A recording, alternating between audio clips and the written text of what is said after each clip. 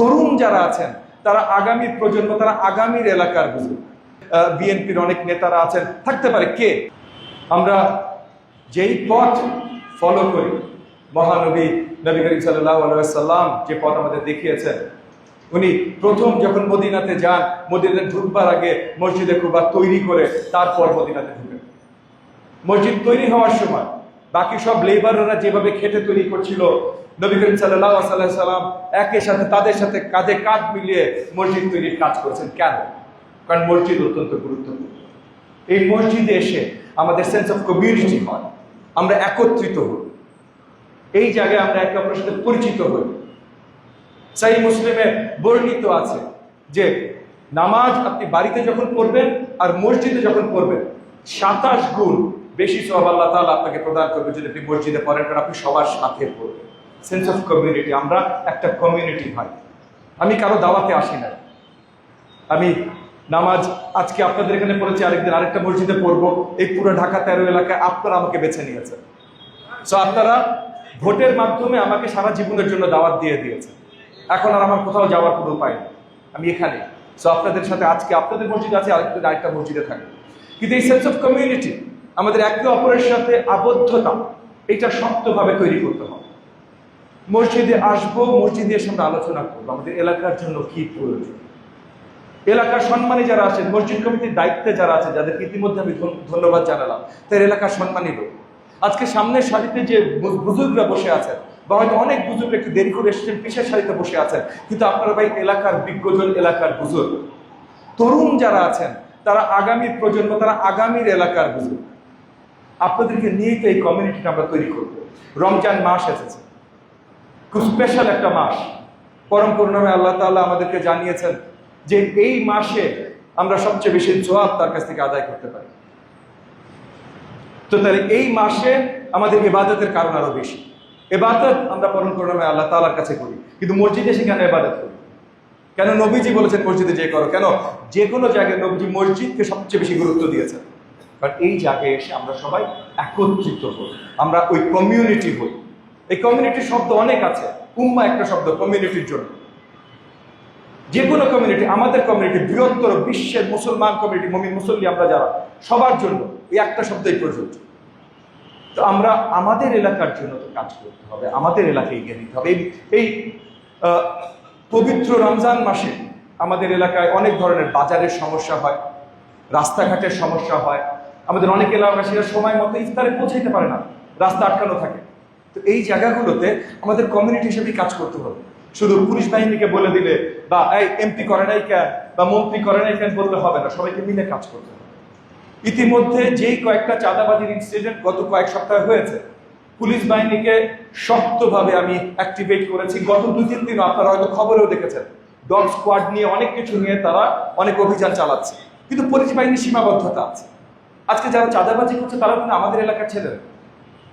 আজকে যারা রাস্তা দখল করছে আমাদের এলাকার ছেলে, আমাদের বুজুর্গরা, আমাদের মুরব্বীরা। আমরা যদি এই যে এই মসজিদ থেকে, পবিত্র মসজিদ থেকে আমরা একত্রিত হই যে এই জিনিসগুলো আমরা হতে দেব না, তাহলে কিন্তু আসলে আর হবে।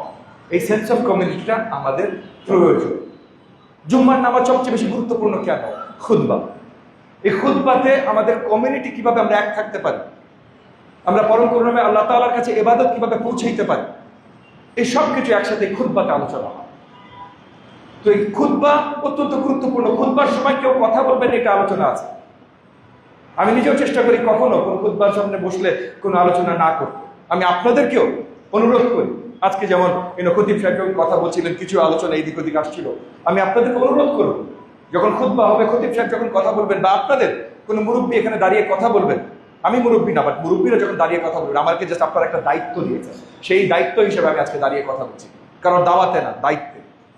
এই দায়িত্ব হলো এই এলাকার দায়িত্ব।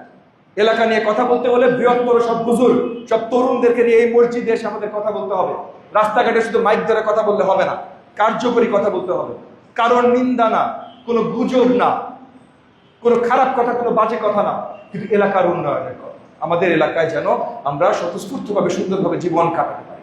আমরা যেন ইফতারিতে বাসায় যেতে দেরি না হয়, রাস্তায় যেন আটকে না থাকি। আমাদের যেন রাস্তা থেকে বেরোতে, তারাবির পরে বা তারাবির আগে বেরোতে আমাদের দুশ্চিন্তা না করতে হয় আমার ছিনতাই হবে কিনা।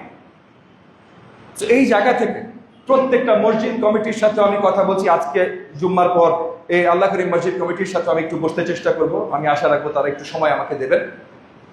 আমরা এই মসজিদের আশেপাশের এলাকাগুলোর দায়িত্ব মসজিদ কমিটির হাতে কিছু সময় দিতে চাই। সরকারি দায়িত্ব না, কিন্তু বেসরকারিভাবে এলাকার দায়িত্ব। এখানে সিসিটিভি লাগানো যায় কিভাবে, এখানে আশেপাশে কারা কোন জিনিসের দায়িত্বে আছেন তাদের উপরে পর্যবেক্ষণ রাখা যায় কিভাবে। কারণ আমরা 1400 বছরের ইতিহাস, যেই জায়গাগুলোতে আমরা সঠিক শাসন ব্যবস্থা তৈরি করতে পেরেছি, সেই জায়গাগুলোতে, অ্যাটলিস্ট আমি মুসলমান দেশগুলোর কথা বলছি, সেই জায়গাগুলোতে আমরা নবী করিম সাল্লাল্লাহু আলাইহি সাল্লাম আমাদের যে পথ দেখে গেছেন সেই পথ অনুসরণ করতে চেষ্টা করেছি। তো সেই পথ অনুসরণের প্রথম জায়গাটা কোথায় ছিল? আমরা মসজিদে উন্মুক্ত আমাদের এলাকার ভালো মন্দ নিয়ে আলোচনা করতে পারি। এইটা আমাদের অত্যন্ত প্রয়োজন। আমাদের সেন্স অফ কমিউনিটি আজ থেকে 700 বছর আগে ইবনে খালদুন, খুব নাম করা একজন দার্শনিক, আমাদের ইসলামিক দার্শনিক একজন বলে গেছেন, আসাবিয়া মানে আমাদের কমিউনিটি, সেন্স অফ কমিউনিটি, আমরা একে অপরকে কতখানি আমাদের সৌহার্দ্য আছে। তুমি এই দল করো, আমি এই দল করি, আমার তোমার সাথে সৌহার্দ্য নাই। এইটা মুমিন মুসল্লির সিস্টেম না। মুমিন মুসল্লির সিস্টেম মানে নবী করিম সাল্লাল্লাহু আলাইহি ওয়াসাল্লাম যেটা দেখিয়ে দিয়ে গেছেন, মদিনাতে ঢোকার পর মদিনা সনদ যখন উনি তৈরি করেছেন, উনি পরিষ্কার দেখে দিয়ে গেছেন তুমি কোন ধর্মের, তুমি কোন বর্ণের, কিচ্ছু আসে যায় না। তুমি যদি এই কমিউনিটির অংশ হও তাহলে তুমি আমার সাথে একসাথে আবদ্ধ। আমরা কমিউনিটির ভাই, আমরা উম্মাহ। তো ওই যে কমিউনিটি, এইটা আমাদেরকেও তৈরি করতে হবে। এবং এইটার শুরুটা আমাদের মসজিদ কেন্দ্রিক, এই যে সবাই যেখানে উন্মুক্ত আল্লাহ তাআলার কাছে ইবাদত করতে আসছি, পরিষ্কার মনে, পরিষ্কার নিয়তে, পরিষ্কার মস্তিষ্কে, স্পেশালি এই স্পেশাল রমজান মাসে, সেই সময়টায় এই জিনিসগুলোর উপরে নজর দেওয়া অত্যন্ত গুরুত্বপূর্ণ। আমাকে আপনাদের পছন্দ না হতে পারে, অন্য কাউকে আপনাদের পছন্দ না হতে পারে, কিন্তু একে অপরের সৌহার্দ্যের সাথে আমাদের কাজ করতে হবে, নাহলে আমাদের এলাকার উন্নয়ন হবে না। আমরা একে অপরের সেন্স অফ কমিউনিটি তৈরি করতে পারবো না। বাসা থেকে বেরোলে পাশের বাসা, নবী করিম সাল্লাল্লাহু সাল্লাম আমাদেরকে শিখিয়ে দিয়ে গেছেন যে আপনি আপনার প্রতিবেশী যদি খালি পেটে থাকে, আপনি ভরা পেটে ঘুমাইতে পারেন না। শিখাই গেছেন নাই? আমরা কি সবসময় খেয়াল রাখি ভাই আমাদের প্রতিবেশী খালি পেটে ঘুমালো কিনা? আমরা খেয়াল রাখি না। কেন খেয়াল রাখি না? আমাদেরও দোষ না ভাই। এখানে যারা আছেন সবাই মুমিন মুসল্লি, সবাই আমি ধরে নিচ্ছি একদম সাফ পরিষ্কার নিয়তের ইনসান, কিন্তু আমরা বাইরে যাই দেখতে পারি না, আমরা কারোর সাথে কথা বলতে পারি না, আমরা আবদ্ধ হয়ে গেছি আমাদের ফ্ল্যাট বাড়িতে বা ওই জায়গাগুলোতে। তাইলে সেই জায়গা তো মসজিদ আছে। এই মসজিদে কে ধনী কে গরিব কোনো পার্থক্য নাই, কে বয়োজ্যেষ্ঠ কে তরুণ কোনো পার্থক্য নাই, কার ক্ষমতা আছে কার ক্ষমতা নাই কোনো পার্থক্য নাই। তাহলে এই জায়গায় এসে আমাদের আবার সেই 1400 বছর আগে মহানবী যেটা শিখিয়ে গেছেন সেই জায়গায় আবার আমাদের ফেরত আসতে হবে। এই জায়গায় এসে সকলে একত্রিত হইতে হবে। রাজনৈতিক আলাপ না, এইটা ওইটা দলদুল আলাপ না, আমাদের এলাকার আলাপ। আমাদের এলাকা আমরা একসাথে কিভাবে আরো সুন্দর করতে পারি। তো আমি আজকে মসজিদ কমিটির সাথে বসবো। আমি আগামী দিনগুলোতে যেই মসজিদেই যাই, যেইখানে, শুধু মসজিদের কথা বলছি, মসজিদ স্পেশাল, যেখানে যে আমি আপনাদের কাছ থেকে শুনতে চাই। এই একটা জায়গায় কিন্তু কোনো দলাদলি নাই। ওই যে খতিব সাহেব বললেন বিএনপির অনেক নেতারা আছেন, থাকতে পারে, কে কি আসে যায়, এখানে একটা মাত্র পরিচয় হয়, মুমিন মুসল্লি আল্লাহ তাআলার কাছে ইবাদত করতে আসছেন। এই এলাকার মানুষ, আল্লাহ তাআলা আপনাকে ওই ইবাদত যখন করবেন তখন আপনাকে দায়িত্ব দিয়েছে আপনার প্রতিবেশীদের ভালোবাসা, আপনার কমিউনিটিতে সৌহার্দ্য তৈরি করা। তো সেই জায়গা থেকে আমরা এখান থেকে একসাথে কাজ করতে চাই। আপনারা দোয়া রাখবেন একে অপরের জন্য, আমাদের এলাকার জন্য, সমগ্র বাংলাদেশের জন্য। আমরা সবাই একসাথে মিলে যেন আমাদের নতুন যে বাংলাদেশের স্বপ্ন আমরা দেখি, যেখানে আমাদের প্রত্যেকটা এলাকায় সৌহার্দ্যের সাথে আমরা বসবাস করব, এলাকার উন্নয়নে সবাই একসাথে কাজ করবো। কারণ আমাদের সকল এলাকার উন্নয়নে যদি আমরা একসাথে কাজ করি, দেশের উন্নয়ন একা একাই হবে ভাই। আমরা গল্প করে গান গায়ে লাভ নাই, দেশকে কত ভালোবাসি। কাজটা যখন করবো একে অপরের সৌহার্দ্যের, তখন দেশের ভালোবাসা একসাথে একেবারে ম্যানিফেস্টেশন হয়ে যাবে।